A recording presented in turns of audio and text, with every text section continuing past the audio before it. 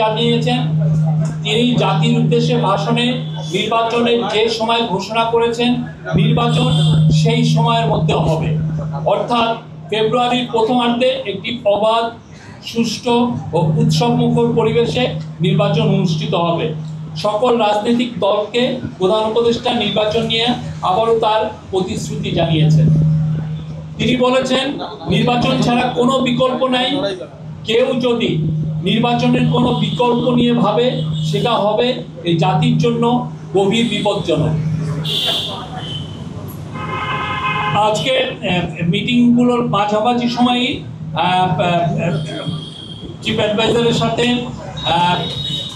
Vice president of national consensus commission doctor Ali Riaz এবং প্রধান উপদেষ্টার বিশেষ সহকারী মুনির হায়দার দেখা করেছেন।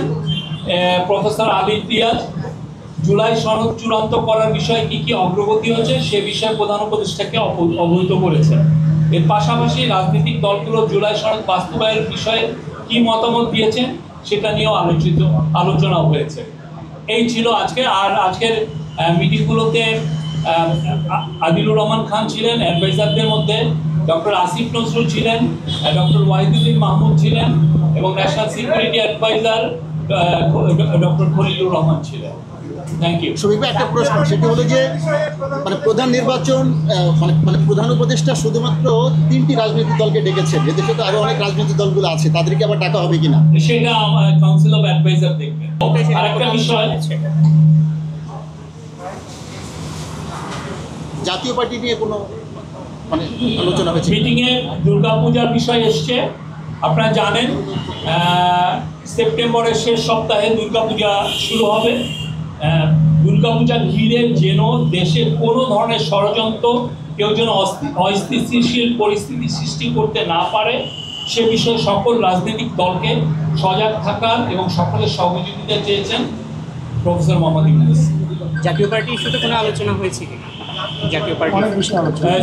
জাতীয় পার্টি বিষয়ে আলোচনা হয়েছে। এক একটা পার্টি এক এক রকমের তাদের মতামত দিয়েছেন, চিফ অ্যাডভাইজার এটা শুনেছেন। জামায়াতের পক্ষ থেকে বলা হয়েছে যে আইন শৃঙ্খলা পরিস্থিতি এবং অন্যান্য যে বিষয়গুলো সেখানে তারা নির্বাচন নিয়ে নীল নকশা দেখতে পাচ্ছে, সেই বিষয়টা তারা তাদের বক্তব্য আপনাদেরকে জানিয়েছেন। আমাদের এখানে নতুন করে অ্যাড করার কিছু।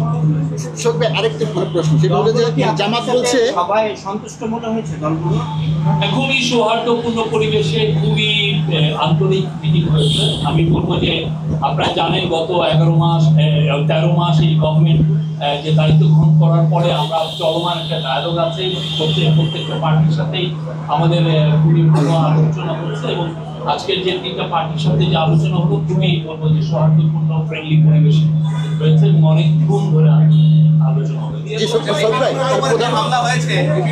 জামাতের পক্ষ থেকে বলা হয়েছে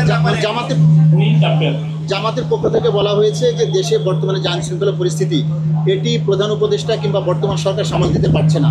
জাতীয় নির্বাচন একটি বড় বিষয়, সেই বিষয়টা সামাল দেওয়ার সক্ষমতা এই সরকারের আছে কিনা, এই বিষয়ে আপনারা কি বলবেন? এই বিষয়ে আমরা তো কাজ করছি এবং আমরা প্রধান উপদেষ্টা বলেছেন যে খুবই নির্বাচন সুষ্ঠু, ফেয়ার, পিসফুল এবং ফেস্টিভ হবে, উৎসব মুখর পরিবেশ হবে এবং উনি বারবার বলেছেন এটা বাংলাদেশের ইতিহাসে one of the best election হবে।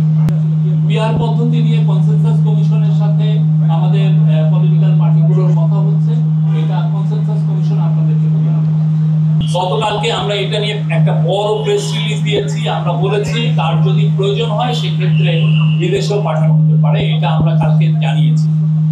উনি ঢাকা মেডিকেল কলেজ হসপিটালে চিকিৎসাধীন আছেন, সেখানে একটা স্পেশাল মেডিকেল বোর্ড গঠন করা হয়েছে। তারাই জানাবেন যে তার কি মেডিকেল অ্যাটেনশন দরকার। সেখানে স্থানীয় সরকার, স্থানীয় ডিসি, এসপি তারা এটা নিয়ে কাজ করছেন এবং এটা স্থানীয় প্রশাসন, তারপরে চিরাং ইউনিভার্সিটি কর্তৃপক্ষ সবাই নিয়ে এটা নিয়ে কথাবার্তা